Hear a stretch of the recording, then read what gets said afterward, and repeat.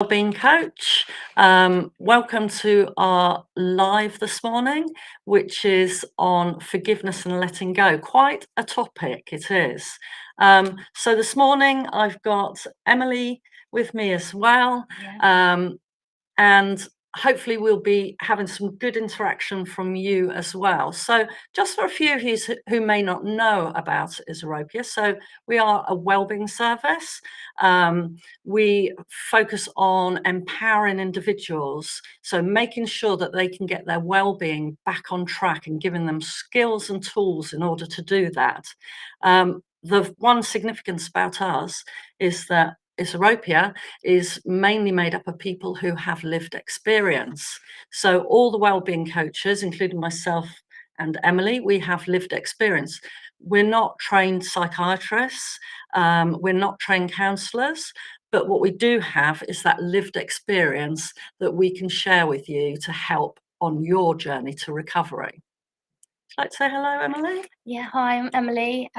So with Isopia, I think it's really important that everyone knows that the group work can be really scary, but actually some of the best things come out of those group shops. We learn all the time. Catherine, Yeah. you did the Yeah, workshops. yeah. And yeah, it's just a really good way of practicing those social interactions. But Mhm. this workshop is all about, like Catherine said, forgiveness and letting go. And it's difficult. I think forgiveness has a misconception around it. I think that there's a lot of people that think forgiveness means just forgetting and moving on and not thinking about it anymore. And that you're forgiving someone for them. But actually it's not. It's more for your own peace. It's guarding your peace and guarding how you let a situation define you or not. Mm. And I actually think forgiveness is one of the most tricky things to do. I know from my journey, I'm still probably trying to deal with the forgiveness part of it. I think the letting go part sometimes is a little bit easier. And we'll talk a little bit this morning about, what if you can't forgive? What else can you do to actually get that peace, like Emily said, get that Yeah. peace in your mind? So like I said, this is one of the most significant things I think on a journey, on a wellbeing journey. It's just difficult to be able to see how people can forgive. So what I'd like to start with is, what do we think forgiveness is? So what do you think forgiveness actually is? So if you can put some comments in and we can have a look at those. And then we can have a discussion on what you feel forgiveness actually is. But the significant thing, I think, is you don't deny what that person has done to you. No. And I think it's really important that when you are forgiving, that you're not saying it was okay to do that, to hurt you, whatever it is, whatever that person has done to you, you're not going to say that that's okay. I'm not going to minimize it. I'm not going to make it something smaller than it is. I'm not going to justify what they did. But what I am going to do is to try and move myself forward away from that. The definition of forgiveness is to let go of resentment and thoughts of revenge. But I think that forgiveness, like Catherine said, it isn't about forgetting, but it is about putting boundaries down. So it's about saying, I understand that you did what you needed to do, and I can see where you're coming from, but that doesn't mean that it didn't hurt me. And that doesn't mean that it was okay. And it doesn't mean that I'm going to go back and our relationship or our friendship Mm, or anything will be the same, because I've learned from this now and I'm going to mm, be careful, and it's okay to be mm, careful. I think you can forgive people, but you can still be cautious. mm, Um, and forgiveness really is just about putting your needs out there, saying, this is my perception of it. It's okay if you don't understand, but this is what I need to get past it. And quite a lot of the time, forgiveness is for you. Mm. It's not necessarily for them. Um, I don't think. I think a lot of people think that they want forgiveness from others. If you've hurt someone, I think you can sometimes get to a position where like, you're just begging them to forgive you, but actually comes mostly from ourselves. And if you forgive yourself for something that you've done, then it can have a massive impact on your mental wellness and your well-being in general, because you're not carrying this sack of guilt and shame and just awfulness behind you all the time. You can use your energy to focus on positive things. And I think, like Emily said earlier about boundaries, it is about putting boundaries in. So forgiveness is actually a choice. You can choose to forgive, or you can choose to carry on holding that resentment, perhaps that anger, that hurt. But the one thing that I realized is that actually it's not going to go. It's going to stay with me all the time. I would actually carry on being the victim in that relationship.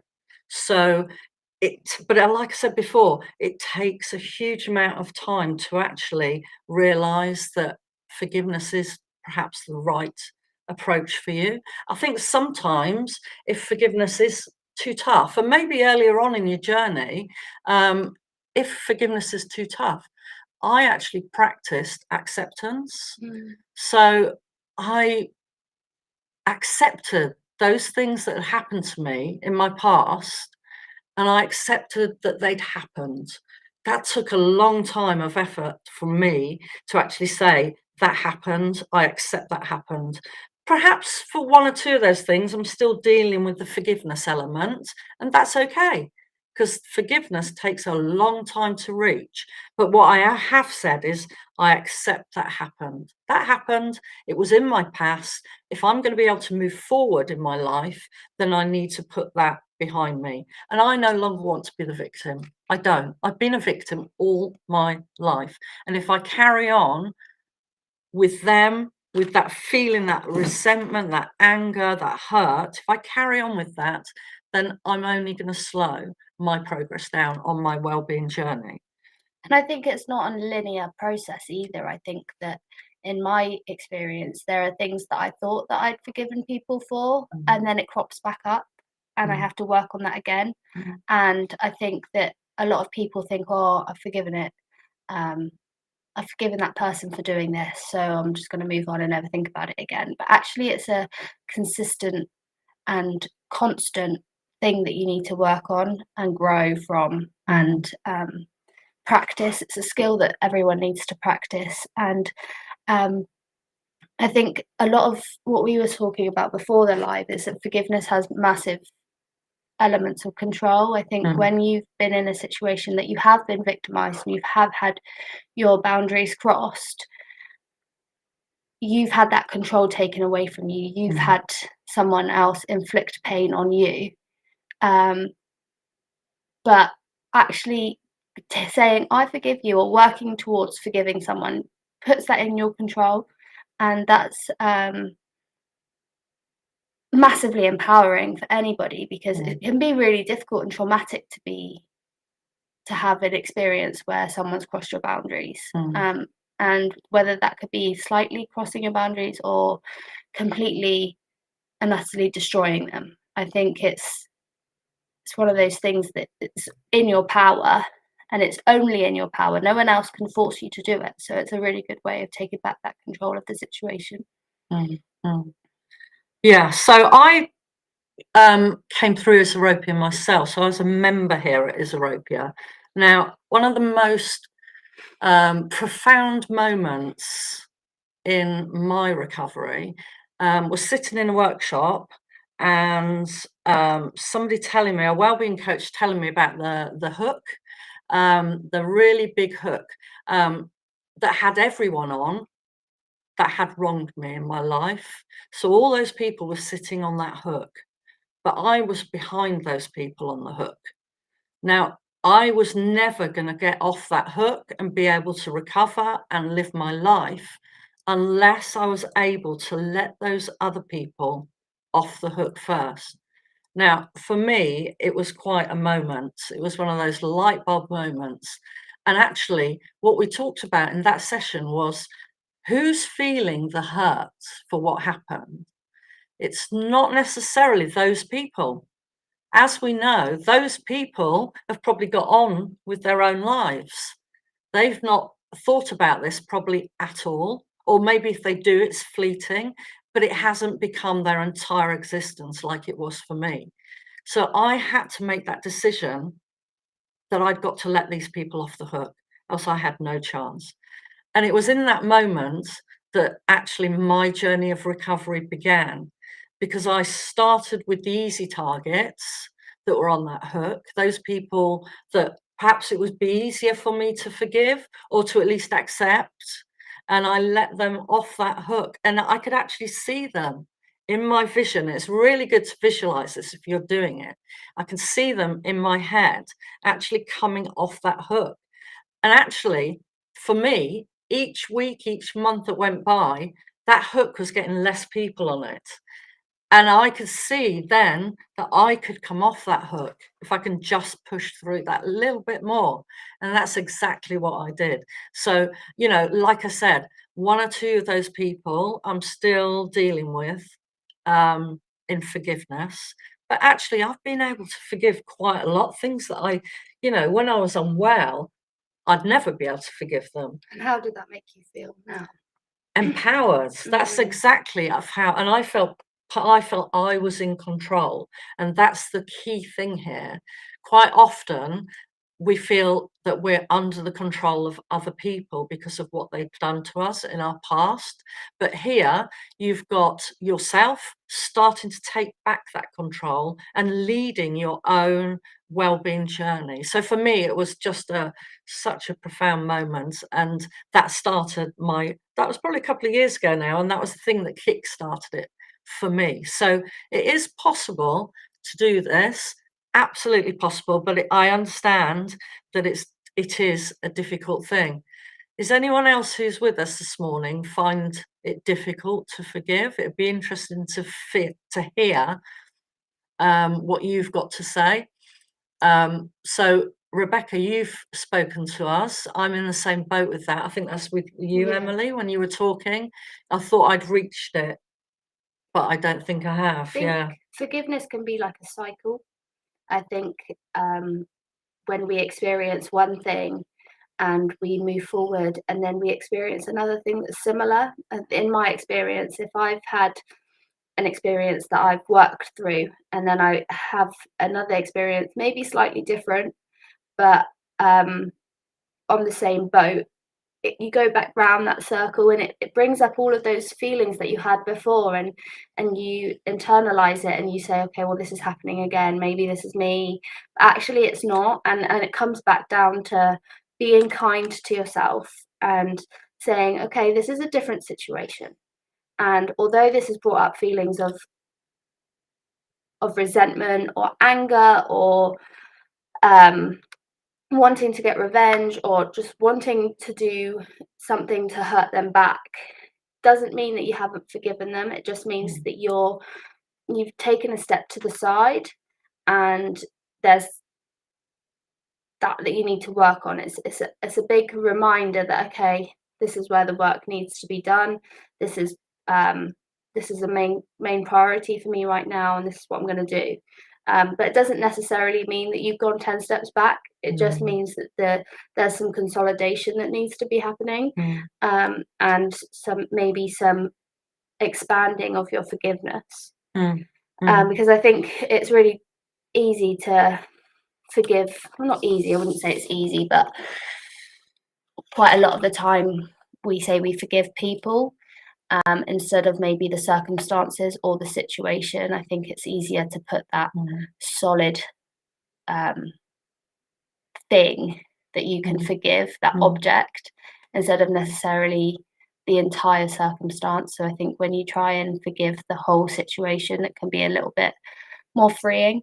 And I think if The problem is if we hold on to these feelings, those real strong emotions, if we hold on to those, it can actually lead us back into a darker place than we were before. So we can actually go down that route. If you hold on to those grudges, that bitterness towards somebody, you can actually, it can affect your mental well-being even worse. So you can lead on to further depression episodes, even if you felt like you've come out of that. So it's just holding that negativity inside your body, and it is, most of the time it's good just to try and just let that go a little bit, just let it go, those feelings, those emotions that come with it. Even if at the beginning you can't work on the actual event, you can think about how it used to, how it makes you Manifest. feel and what emotions are displaying in you, and then you can think about maybe looking at those emotions, you know, dealing with them. our thoughts as well that come from that, because as we all know, our thoughts are not actual reality. We think they are Yeah. sometimes, but they're not. So it is tackleable in some ways if we can break it down Yeah. a little bit. But I think what we'll, I just wanted to have a look at, This- somebody's just made a So comment. Teresa says, my struggle to move on is with the fact that my ex will not acknowledge that he and his new wife have done anything wrong. I think this is really, really difficult. I think I've had experiences of this before, and you just get so frustrated. They're like, how can they not realize? How do they not know? They're so oblivious. And that's a trap. For me, it was a trap because it doesn't matter if they acknowledge it. Some people won't ever really acknowledge it, No. and it's about accepting that. Mm. And it's a really difficult thing to accept because you just want your voice to be heard, and not being heard is one of the most difficult things. And I think you kind of need that almost reassurance that your feelings are valid. If they are aware that they've done something wrong, it means that your emotions and the way that they've made you feel is okay. But Mm. actually, it is. Mm. It doesn't matter if they acknowledge it or not. It's okay to feel the way that you feel. It's okay to feel angry. It's okay to feel um, hurt and Mm. upset. And at the moment, they're not suffering, and you are. Mm. So I think it's about really honing in on that feeling of you and the importance of you, and the effect that it's having on you, and not them. And that's the only thing that I can really say. What Mm. would you say, Catherine? No, I think you're exactly right. So they're not feeling any of this at all. You're feeling this, therefore you're being held to that. Um, so, like Emily says, you know, it's perfectly valid that you feel those feelings and emotions, um, and maybe you can try and start, rather than concentrating on them, focus it on yourself, and perhaps thinking about those emotions and what they mean for you, Mm. rather than worrying about them, because this is always a problem, particularly early days when things have gone wrong for you in whatever way, shape or form. It is that, well, they're, what about them, what about them? But we've got to say it's not about them. They will, you know, they know whatever has gone on, has gone on, Teresa. They know that. Mm. But you need to deal with yourself rather than dealing, yeah, and worrying about what they're thinking. Okay, Teresa. So shall we have a look at some of the things that we can do to try and get forgiveness? So where do we start? It'd be interesting to know if anyone's got any of their own tools and techniques with forgiveness, or if anyone's had any experience where it's worked for them. They've had a go at doing this and they've managed to be able to move on from whatever it is. So yeah, if you could put down in the chat if there's any examples, that would be great. So where do we start? It's such a really daunting thing. You're feeling that hatred, the grudge, whatever it is inside you. But that's really overwhelming. And we need to decide, right, so how am I going to start being able to forgive bearing in mind that you're not going to forgive overnight. Yeah. This is a long, long process, and it involves quite a shift in the way that your mind is actually thinking. So for me, the first thing that I would probably be doing is what is it that's offended me? I'd actually start to think about jotting that down. So what is the thing that I would like to forgive, or what is it what's that thing that's really eating you up inside that you feel strongly about? And What's happened? yeah, what's happened to you? And I think that's really good if you can write that down so that you actually get an experience of knowing what it is, because sometimes we've got an idea, but we don't know until we actually sit and think about it. And I think as well, when you're an anxious person or you're struggling with low mood, it can sometimes feel like a massive, massive thing in our head. When we put it down on paper, that power that it gives is taken away, and it's shown that you can like target what's going on by writing it down and focusing on that instead of letting our anxiety spirals come away and making it into a really big thing, and then drawing parallels to other situations and then just making it massively explode. Yeah, and I think when you write it down as well, you can write down next to it. This is quite a nice tool where you can say, right, this is the offence, this is, and then next to it, how does that make me feel? So, like Emily says, you can try and start to think about those emotions, those feelings, get them out of your head and put them down next to whatever the incident is.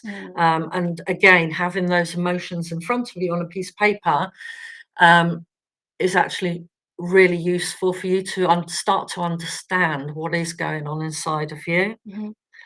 Then the next bit, you would look for the broader perspective on what took place. So tips that I kind of do is think about, okay, if I was to explain this to my friend, what would their perspective be?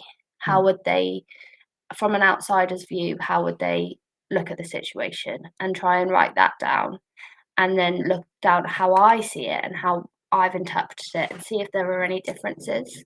And then, like we've been through before, is working through those emotions that it ignites. Yeah, so things like, what did they do it from? Do you think, was it selfishness, recklessness? You know, did they intend to hurt you, do you think? But also think about yourself from your point of view. So what was it like for you? Was there, were you having a bad day? So therefore, your interpretation of the situation might have been slightly different to what they did. So it is just about looking at a different perspective. Could there be a different perspective? Because I think we all go down one perspective when we're not feeling very well. We just head down the negative perspective. But like, get it out, put it in front of you, and actually think about that situation. What was it for you? Could it have been some way that you interpreted it wrongly? Could it have been them having a bad day, perhaps? Was it out of character, what they did to you? It's all those things that you could start reflecting on. I really want to just go to this comment because I've struggled a lot with this. I would completely agree with you. I forgive people really easily, probably too much. But I really struggle to forgive myself. When I was really poorly, I would have massive progress and then I would fall back, and I would then beat myself up, and I'd feel really, really guilty and ashamed of myself, and just torment myself for going back to my unhealthy coping mechanisms. And it was when I had a look at control, and when I had a look at what I can control and what I can't control, and when I looked at, okay, what are these unhealthy coping mechanisms doing for my life? Writing a pros and a cons list, saying, are these actually serving me in any way? And then looking at that and then realizing they weren't, and that it was going to be really hard to reduce those almost compulsions that my mental unwellness always went to, and being kind to myself, and not expecting myself to get better overnight. I think that that's something that's massively helped me, and a lot of people that I've spoken to, is that when you acknowledge that the way that your behavior has become and the unhealthy coping mechanisms that you've employed, you've been doing them for so long. So it's almost like a habit, and you need to give yourself time to break that habit and form new habits. Habits Mm. take about 3 weeks to form, longer to cement. So um, if you are able to be patient with yourself and kind and unconditionally loving, I think that's where I found the most help. What would you say, Catherine? Yeah, I totally agree with that. I mean, forgiving myself as well, because most of my illness, I was worthless in my eyes. So everything was acceptable that people did to me. Mm, It didn't matter when you're feeling so rubbish. Um, then there's nothing to forgive, because the way I saw it is I deserved everything I got. mm, Obviously, as I've got better, I'm more able to stand up for myself, and actually look at these and work through these feelings towards others. But like I say, it's a continuous process. We're still going on, mm, and it's not. I don't believe that it'll ever. Um, I don't know if I'll ever be comfortable and forgiven everything, but I'm hoping to get virtually there, um, and do that. There's another thing that you can do for working through your emotions as well. So feel those emotions, acknowledge that they exist. Like we've said, write them down. Don't dwell on them though. Don't think too much about those emotions. But what you can do is some of those normal things that we say to everybody when they're struggling with their emotions, try and take them out in a healthy way. So rather than using unhealthy strategies, you might want to do some yoga or some mindfulness distraction. just as a distraction. So you're acknowledging those feelings, but you're not letting them get on top of you. And if they start to get on top of you, then you can do something else to distract yourself. So something healthy. It could be going to the gym. I know when I was struggling with these feelings, I used to cycle all the Hmm. time. Because it helped me to get that frustration out.